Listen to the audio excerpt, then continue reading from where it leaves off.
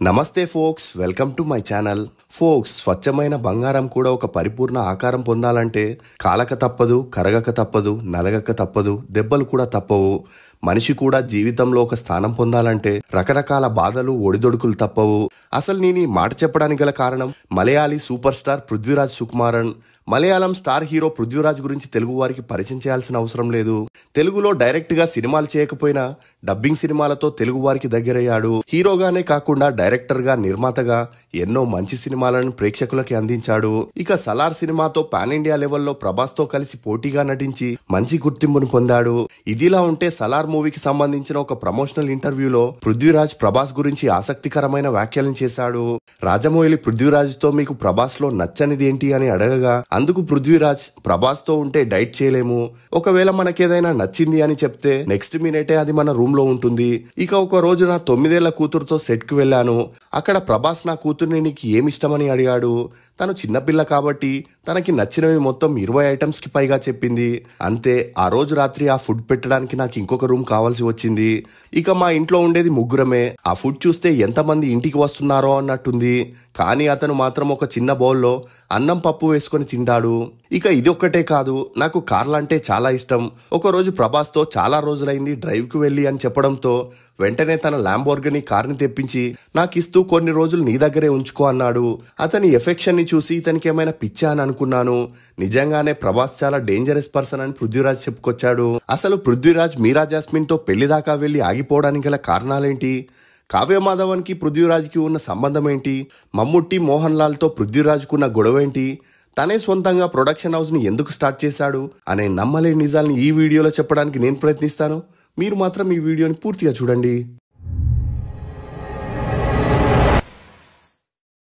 Folks, మనిషికి గొప్ప ఆభరణం వ్యక్తిత్వం. దాని విలువ మన జీవన విధానాన్నే మార్చేస్తుంది. అలాంటి వ్యక్తిత్వాన్ని కోల్పోతే సర్వస్వం కోల్పోయినట్టే. అందుకే ఎన్నడూ ఆ విలువల్ని చేజార్చుకోవద్దు. పృథ్వీరాజ్ సుకుమారన్ ఇతను 1982 అక్టోబర్ 16న కేరళలోని తిరువనంతపురంలో జన్మించాడు. తండ్రి సుకుమారన్, తల్లి మల్లిక. ఇతనికి ఇంద్రజిత్ అనే అన్న కూడా ఉన్నాడు. ఇక పృథ్వీరాజ్ తండ్రి సుకుమారన్ కేరళలోని త్రివేంద్రంలో పుట్టి పెరిగాడు. ఇతనికి కూడా చిన్నప్పటి నుండి సినిమాల్లో నటించాలనే ఇంట్రెస్ట్ ఉన్నప్పటికీ ఇంట్లో తనే పెద్ద కొడుకు కావడంతో ముందు చదువుల్ని పూర్తి చేయాలనుకున్నాడు. ఇక చదువుల్లో చురుగ్గా ఉన్న సుకుమారన్ మాస్టర్ డిగ్రీలో గోల్డ్ మెడల్ని అందుకున్నాడు.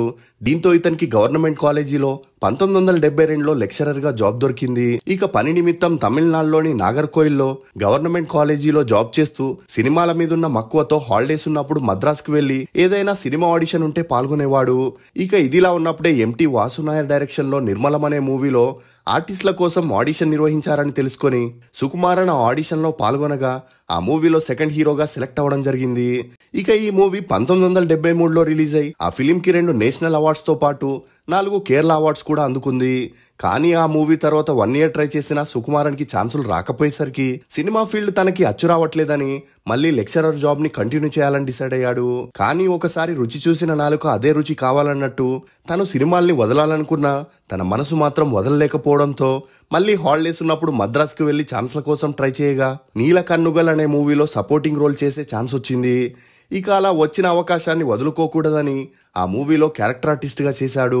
అలా ఆ మూవీ 1975లో రిలీజ్ అయి హిట్ అవ్వడంతో సుకుమారానికి సినిమాల్లో back to back supporting roles రావడం మొదలయ్యాయి. ఇదిలా ఉన్నప్పుడే ఓమన్ కుంజు అనే మూవీ చేసేటప్పుడు మల్లిక అనే సపోర్టింగ్ ఆర్టిస్ట్ తో ఇతనికి మంచి పరిచయం ఏర్పడింది. ఇక మల్లిక గురించి చెప్పాలంటే ఈమె చిన్నప్పుడే ఇంటి ఆర్థిక పరిస్థితులు దారుణంగా ఉండడంతో చదువులకి ఫుల్ స్టాప్ పెట్టేసి 1968 నుండి మలయాళం మూవీస్ లో సపోర్టింగ్ ఆర్టిస్ట్ గా చేస్తుండేది. ఇక అలా 1974లో కమల్ హాసన్ నటించిన కన్యాకుమారిలో సపోర్టింగ్ క్యారెక్టర్ చేసేటప్పుడు అదే మూవీలో కో ఆర్టిస్ట్ గా చేసిన జగతి శ్రీకుమార్ తో మంచి పరిచయం ఏర్పడింది. ఇక ఆ పరిచయం కాస్త నిదానంగా సన్నిహిత్యంగా మారి వీరిద్దరూ ప్రేమలో పడ్డారు. అలా వీరి పెళ్లికి ఇరు కుటుంబాలు ఒప్పుకోకపోవడంతో వీరిద్దరూ పారిపోయి 1974లో పెళ్లి చేసుకున్నారు.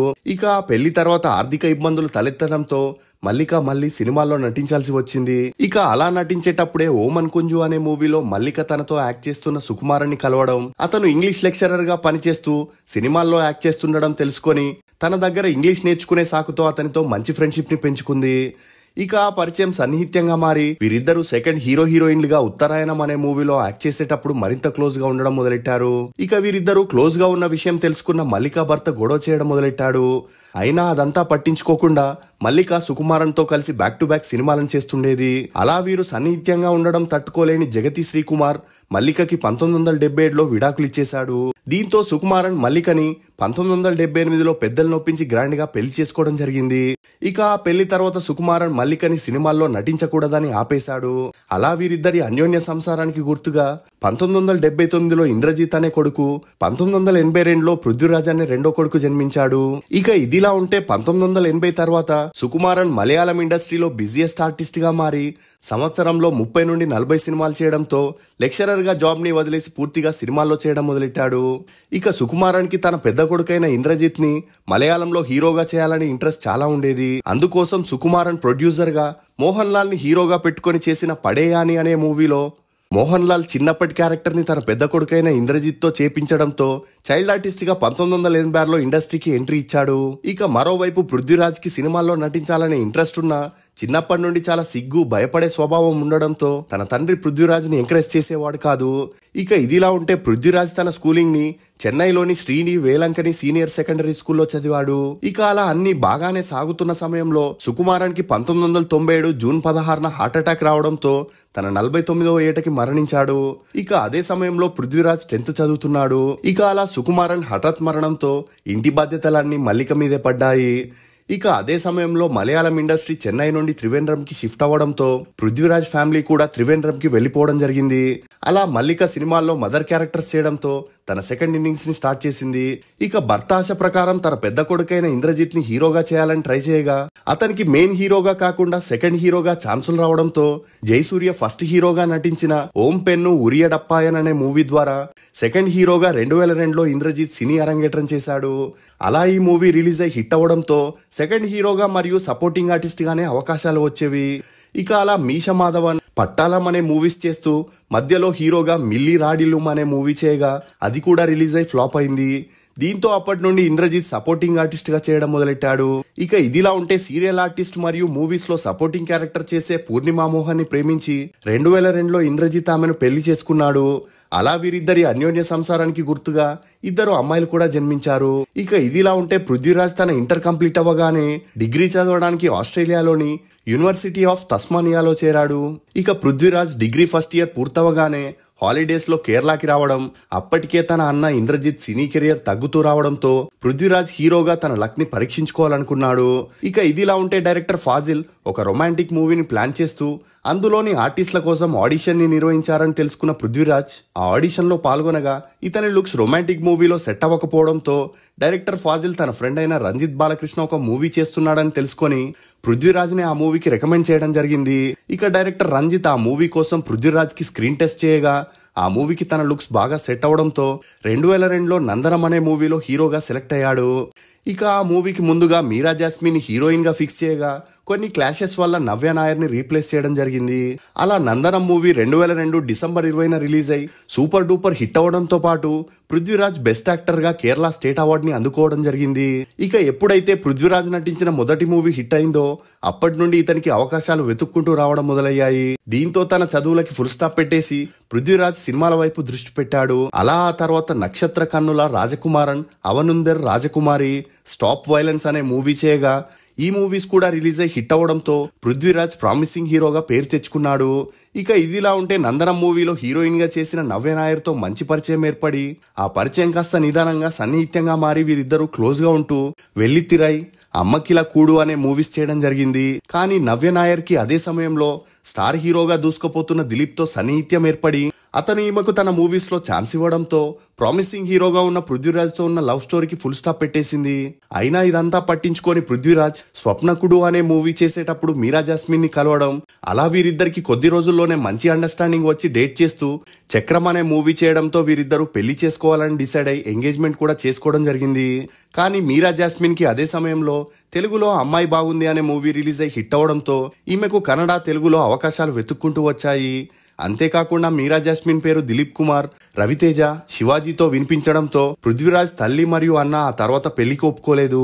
దీంతో వీరిద్దరి రిలేషన్ కి ఫుల్ స్టాప్ పడిందనే చెప్పొచ్చు.